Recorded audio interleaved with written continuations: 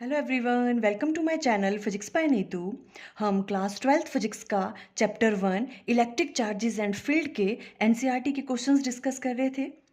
अब हम next question लेते हैं। देखो, ये वाला क्वेश्चन आपकी एनसीईआरटी बुक में क्वेश्चन नंबर 10 है। क्वेश्चन है, देखो, an electric dipole with dipole moment 4 × 10⁻⁹ coulomb metre is aligned at 30 degree with the direction of uniform electric field of magnitude 5 × 10⁴ Newton per coulomb. Calculate the magnitude of the torque acting on the dipole. Torque से related question है ये। देखो, जब भी हम किसी dipole को, electric dipole को यूनिफॉर्म इलेक्ट्रिक फील्ड में प्लेस करते हैं तो वो टॉर्क एक्सपीरियंस करता है। देखो, ये वाला टॉपिक हमने बहुत अच्छे से अंडरस्टैंड किया था। अगर आपने ये टॉपिक अभी तक नहीं पढ़ा है तो आपको यूट्यूब पे सर्च करना है torque on a electric dipole placed in a uniform electric field by physics by Neetu, तो वो वीडियो आ जाएगा। आप वहाँ अच्छे से पहले उस चीज़ को अंडरस्टैंड कर लो। तो देखो, इस क्वेश्चन को हम कैसे सॉल्व करेंगे। यहाँ पे देखो, हमें क्वेश्चन में क्या गिवन है, यूनिफॉर्म इलेक्ट्रिक फील्ड गिवन है। तो देखो, इस तरह से हम पहले ड्रॉ कर लेते हैं। ये मान लो आपके पास इस तरह से यूनिफॉर्म इलेक्ट्रिक फील्ड है, इस तरह से आपको गिवन है। ये इलेक्ट्रिक फील्ड की डायरेक्शन है, ठीक है। अब देखो, यहाँ पे एक इलेक्ट्रिक डायपोल प्लेस है, इस तरह से, इस तरह से एक इलेक्ट्रिक डायपोल प्लेस है। यहाँ पे क्या होता है, -q चार्ज, और यहाँ पे होता है +q चार्ज। इनके बीच के डिस्टेंस को हम रिप्रेजेंट करते हैं 2a से, ठीक है। अब देखो, ये जो इलेक्ट्रिक डायपोल है, ठीक है, ये इलेक्ट्रिक फील्ड के साथ, देखो, इलेक्ट्रिक फील्ड के साथ कितने डिग्री का एंगल बना रहा है, 30 डिग्री का एंगल बना रहा है। ये भी आपको गिवन है, थीटा। अब आपको फाइंड आउट करना है इस इलेक्ट्रिक डायपोल पे कितना टॉर्क लग रहा है, ठीक है। तो सबसे पहले देखो, हमें पता होता है कि टॉर्क निकालने का फॉर्मूला क्या है, ठीक है। टाउ इक्वल टू किसके बराबर होता है, dipole moment P cross E electric field, है ना। इस तरह से फाइंड आउट करते हैं, और इसे हम राइट डाउन कर सकते हैं PE sin थीटा। क्लियर है वाली बात। बस ये वाला फॉर्मूला आपको आना चाहिए। सारी वैल्यूज आपको गिवन है। देखो, P की वैल्यू आपको गिवन है, डायपोल मोमेंट की वैल्यू कितनी गिवन है क्वेश्चन में, देखो, डायपोल मोमेंट की 4 × 10⁻⁹ कूलम मीटर। ये वाली चीज आपको गिवन है। ये पता लगा आपको कूलम मीटर कैसे आए, डायपोल मोमेंट के यूनिट्स। देखो, डायपोल मोमेंट क्या होता था, P इक्वल टू किसके बराबर होता है, Q × 2a। चार्ज की वैल्यू और इनके बीच का जो डिस्टेंस होता है 2a। चार्ज के यूनिट क्या होते हैं, कूलम, और ये तो लेंथ ही है, इनके बीच का जो डिस्टेंस है ये मीटर से हो जाएगा, तो कूलम मीटर, इस तरह से, ठीक है। और आपको क्या गिवन है, देखो, E की वैल्यू आपको गिवन है।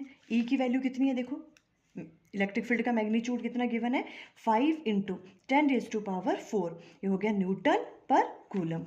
ये वाली बात क्लियर हुई। इसके ये वाली यूनिट्स कहाँ से आए, देखो, इलेक्ट्रिक फील्ड के। आपको पता है E किसके बराबर होता है, F / Q, हमने पढ़ा है, ठीक है। तो फोर्स के क्या होते हैं, न्यूटन, और चार्ज के क्या हो गए, कूलम, तो न्यूटन पर कूलम, ये इलेक्ट्रिक फील्ड हो गई। अब ये वाली वैल्यूज पुट कर दो यहाँ पे, ठीक है। तो देखो, हमें निकालना है टॉर्क। ये हो गया आपके पास, सबसे पहले P की वैल्यू 4 × 10⁻⁹ मल्टीप्लाई बाय हो गया आपके पास E की वैल्यू है गिवन 5 × 10⁴, साथ में क्या है, ऑफ साइन ऑफ थीटा, और थीटा की वैल्यू आपको गिवन है यहाँ पे कितनी है, 30 डिग्री, तो साइन ऑफ 30 डिग्री आ जाएगा। बस अब इसको कैलकुलेट कर लो। 5 4 जा हो गया आपके पास 20 × 10⁻, कितना आ जाएगा यहाँ पे, देखो, 9 और 4 -5 आ जाएगा यहाँ पे, है ना, ये -5। और साइन 30 की वैल्यू किसके बराबर होती है, 1/2। तो ये जब सॉल्व करेंगे तो यहाँ क्या आ जाएगा, 10, तो यहाँ आ गया 10 × 10⁻⁵। इसे हम राइट डाउन कर सकते हैं, ये 10 की पावर 1 है ना, तो 5 में से 1 गया तो कितना रह गया, 10⁻⁴। ये आ गया आपके पास टॉर्क की वैल्यू, कितनी आ गई, 10⁻⁴। और साथ में क्या आ गया आपके पास, ये न्यूटन मीटर। ये हमें फाइंड आउट करना था।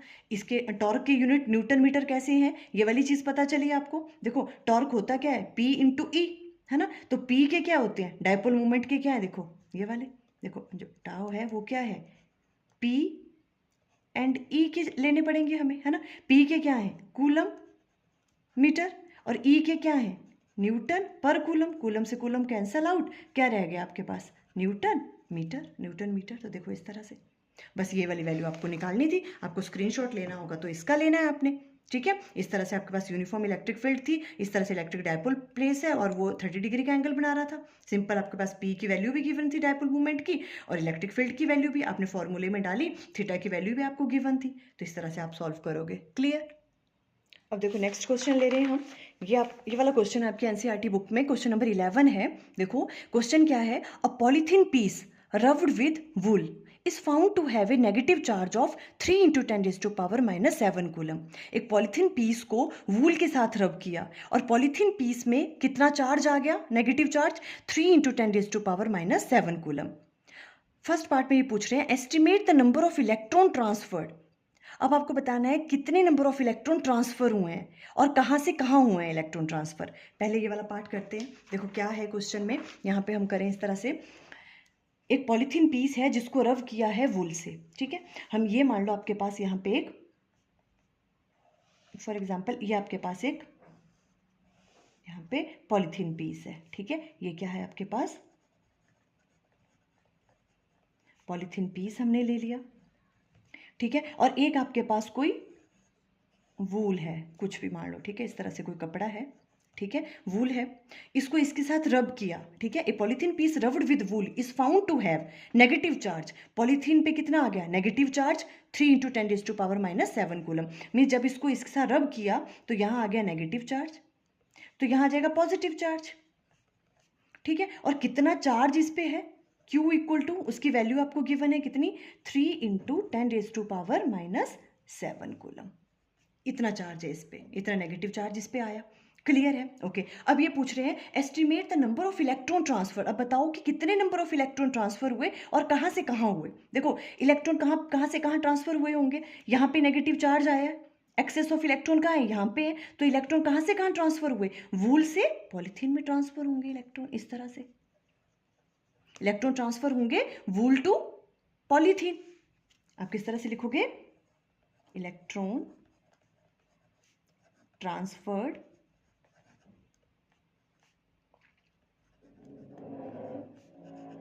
from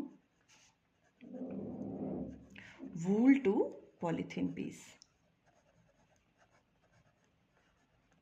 ठीक है। पॉलीथीन में ट्रांसफर हुए, अब हमें फाइंड आउट करना है कितने नंबर ऑफ इलेक्ट्रॉन ट्रांसफर हुए यहां से यहां तक। देखो जब भी कोई ऐसा क्वेश्चन होता है ना, हमें number of electrons find out करने होते हैं, है ना, तो हम क्वांटाइजेशन ऑफ चार्ज, उस क्वांटाइजेशन ऑफ चार्ज जो है ना टॉपिक, हम उसका यूज करते हैं, वो वाला कॉन्सेप्ट यूज करते हैं, ठीक है। हमें पता है Q किसके बराबर होता है, N into E, where N is number of electrons and E charge on one electron, ठीक है। तो हमें number of electrons find out करने हैं, कितने ट्रांसफर हुए हैं, तो हम N की वैल्यू फाइंड आउट करनी है। मीन्स हमें N इक्वल टू क्या आ जाएगा, Q डिवाइडेड बाई E। अब देखो Q की वैल्यू तो गिवन है ना, इस पे कितना चार्ज है, तो वो है 3 into 10 raised to power minus 7 divided by charge on one electron, that is 1.6 into 10 raised to power minus 19 coulomb, है ना। ये सॉल्व करोगे आप, देखो सॉल्व करोगे तो क्या आ जाएगा यहाँ पे, N इक्वल टू, यहाँ आ गया आपके पास 30, डेसिमल हटा तो यहाँ आ गया 16 इंटू 10 रेज टू पावर, ये ऊपर जाएगा 19 तो प्लस में हो जाएगा, ठीक है। 19 में से 7 गए तो रह गए 12, इतना, ठीक है। जब आप इसको सॉल्व करोगे तो क्या आ जाएगा, देखो 8 2 16 15, ठीक है। जब इसको हम सॉल्व करेंगे तो 1 पॉइंट समथिंग आएगा, ये हम इसे राइट डाउन कर सकते हैं 2 इंटू नियर बाय, इसकी वैल्यू आ जाएगी 2 into 10 raise to power 12 electrons. Means इतने इलेक्ट्रॉन्स क्या हुए हैं, ट्रांसफर हुए, कहाँ से कहाँ तक, वूल से पॉलीथीन में। बस इस तरह से आप फाइंड आउट करोगे वाली वैल्यू, ठीक है। देखो ये फर्स्ट क्वेश्चन हमने कर लिया, estimate the number of electron transferred from which to which, कितने नंबर ऑफ इलेक्ट्रॉन ट्रांसफर हुए, 2 into 10 raise to power 12 electron, और कहाँ से कहाँ तक, वूल से पॉलीथीन में। क्लियर ये वाली चीज, ओके। नेक्स्ट देखो ये पूछ रहे हैं, is there a transfer of mass from wool to polythene, क्या इसमें वूल से पॉलीथीन में मास भी ट्रांसफर होगा कुछ ना कुछ, है ना। देखो ट्रांसफर तो होगा मास, बट बहुत ही कम होगी उसकी वैल्यू, है ना। देखो ट्रांसफर तो होगा बिकॉज इलेक्ट्रॉन का चाहे मास बहुत कम है, पर कुछ ना कुछ तो है। जब यहाँ से यहाँ इलेक्ट्रॉन ट्रांसफर हो रहे हैं वूल से पॉलीथीन में, तो मास भी ट्रांसफर होगा, है ना। तो आप राइट डाउन करोगे कि मास ट्रांसफर तो होगा, पर उसकी वैल्यू कैसी होगी, बहुत कम होगी, ठीक है। अभी तो क्वेश्चन में पूछ ही नहीं है, अगर ये पूछ लेते कि कितना मास ट्रांसफर हो रहा है, तो कैसे फाइंड आउट कर सकते हो कितना मास ट्रांसफर हुआ होगा। जो भी मास ट्रांसफर्ड है कितना हुआ होगा, देखो वैसे तो ये पूछा नहीं है, मास ट्रांसफर्ड, कितना ट्रांसफर हुआ होगा मास, देखो हम किस तरह से फाइंड आउट कर सकते हैं कितना ट्रांसफर हुआ होगा। देखो यहाँ पे मास, जितने नंबर ऑफ इलेक्ट्रॉन्स हैं, ठीक है, नंबर ऑफ इलेक्ट्रॉन्स कितने हुए, एन नंबर ऑफ इलेक्ट्रॉन जितने भी यहाँ ट्रांसफर हुए वो, और मास ऑफ वन इलेक्ट्रॉन के साथ उसको मल्टीप्लाई कर दो, है ना। मास ऑफ वन इलेक्ट्रॉन को मल्टीप्लाई कर देंगे, कितने नंबर ऑफ इलेक्ट्रॉन यहाँ से यहाँ तक वूल से लेके पॉलीथीन में ट्रांसफर हुए, है ना। तो ये तो आपने अभी फाइंड आउट किया, कितने नंबर ऑफ इलेक्ट्रॉन्स जो है वो ट्रांसफर हुए, कितने हुए, 2 इंटू 10⁻12। और मास ऑफ वन इलेक्ट्रॉन कितना होता है, 9.1 इंटू 10⁻⁻31। इसको मल्टीप्लाई कर दो तो वैल्यू बहुत कम आएगी, है ना, इतना मास ट्रांसफर होगा। तो आप राइट डाउन करोगे सेकंड पार्ट में, yes there is a transfer of mass but the value is very small. तो देखो इस तरह से ये वाले क्वेश्चन आपको सॉल्व करने थे। क्वांटाइजेशन ऑफ चार्ज का हमने यहाँ पे यूज़ किया, ठीक है। आपको बस यही चीज़ इसमें थी समझने वाली कि आपको number of electrons find out करने थे, and that is Q equal to N की वैल्यू हमने यहाँ से फाइंड आउट करनी थी। आई थिंक ये क्वेश्चन आपको क्लियर हो गए। Okay, thank you.